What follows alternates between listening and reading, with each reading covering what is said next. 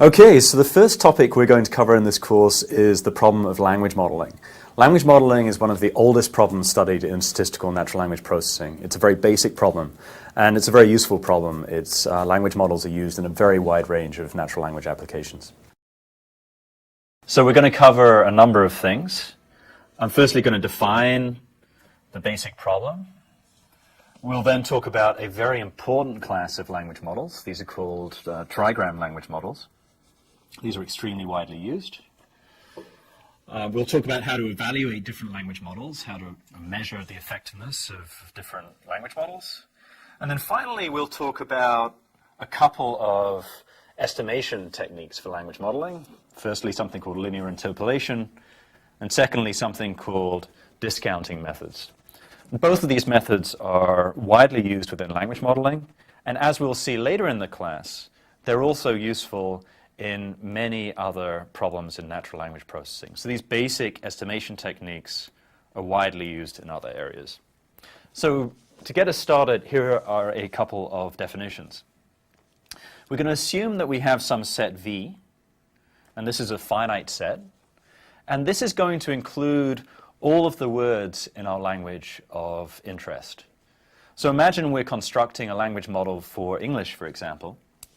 We might have a set V containing words such as the, a, man, telescope, and so on and so on. And it's not uncommon for this set to be really quite large. It might easily contain thousands or tens of thousands of possible words in the language.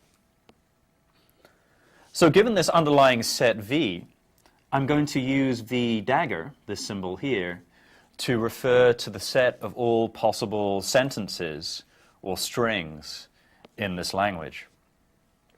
And a well-formed sentence takes the following form.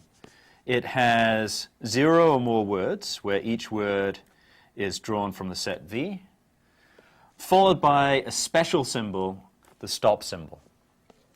Okay? So the use of this stop symbol at the end of each sentence is initially going to look a little peculiar, but we'll see soon why it's very convenient to include this symbol when we start to develop a probabilistic model for the language modeling problem. So just to recap, a sentence could have any sequence of words.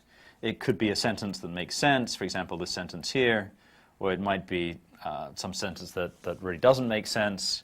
We could have sequences like the, stop. So any sequence of words drawn from this vocabulary followed by stop.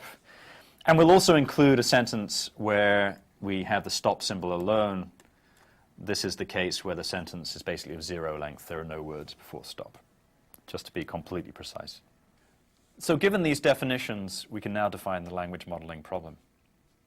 So I'm going to assume that we have a training sample of example sentences in the language we're interested in. Let's just assume that's English for now. So for example, you might collect all sentences that you've seen in the New York Times over the last 10 years. Or you might collect a very large set of example sentences from the World Wide Web, and you can think of many other examples.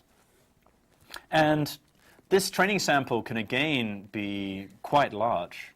So to be concrete, in the mid-90s, for example, it was pretty common to make use of roughly 20 million words of data in these training samples. And by the end of the 90s, it wasn't uncommon to use maybe 1 billion words, often again chosen from newspaper data, for example. And more recently, over the last several years, people have started using web data to construct language models. And we might even get into a scenario where we have hundreds of billions of words of potential training data. Now, the main point here is just that these training examples can get quite large. So given a training sample, our task is the following. We want to learn a distribution, P, over sentences in our language. Okay, so P is going to be a function, and it satisfies 2 conditions. So firstly, for any sentence X, Remember, VDagger is the set of possible sentences in the language. For any sentence x, we have p of x is greater than or equal to 0. And secondly, if we sum over all sentences in the language, we have something that sums to the value 1. Okay? So p is a well-formed distribution over sentences in the language. So our task is going to be to take a training sample of example sentences as input and output some function p as the output of this process. So here are some examples. We might, for example, assign the probability 10 to the minus 12 to the sentence composed of just the word the followed by stop. We might assign 2 times 10 to the minus 8 to this particular sentence, and so on and so on. We just assign a probability to every sentence in the language. Now, roughly speaking, we would like a good language model to assign high probability to sentences which are likely in English and low probability to sentences which are unlikely in English. So, for example, this sentence here is pretty ill-formed. You're relatively unlikely to see this as a sentence, and that has relatively low probability.